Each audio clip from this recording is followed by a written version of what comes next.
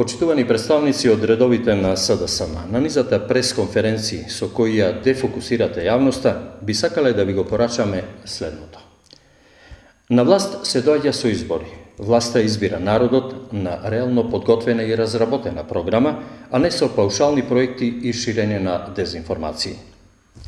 Со години упорно повторувате една иста реторика, базирана на празни зборови, сладкоречиви, нереални или веќе исполнети програми. Само да ве подсетиме на проектот на вашиот кандидат за градоначалник Локвенец, 500 акумулации во Прилеп. Поради овој и низа вакви нереални проекти, вашата партија и Локвенец доживеа катастрофален пораз во Прилеп. Целта на опозицијата е да предлага проекти и ние немаме ништо против вашите предлог-мерки. Но престанете да ги подценувате македонските граѓани. Вашите проекти се смешни затоа што истите се или веќе реализирани од владата на ВМРО-ДПМН, или истите се спроведуваат далеку подобро од она што вие го планирате. Со кое лице зборувате и им се обраќате на земјоделците?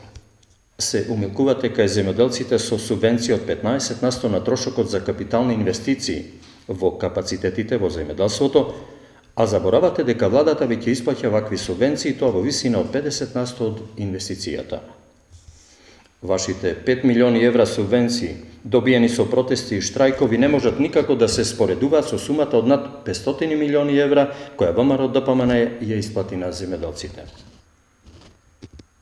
Господа од СДСМ, не кажавте од каде ќе обезбедите 130 милиони евра за поврат на ДДВ.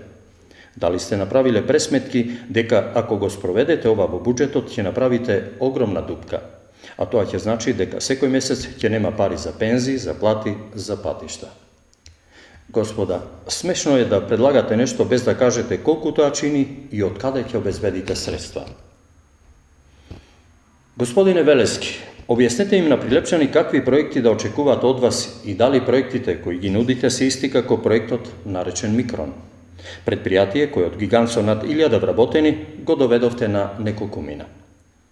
Воедно ве покануваме утре со вашиот лидер да одржите пресконференција пред проект кој што СДСМ го има оставено во Прилеп, како и да посетите проекти кои со вашиот шеф и соработник Пиргановски ги реализиравте за доброто на нашите сограѓани.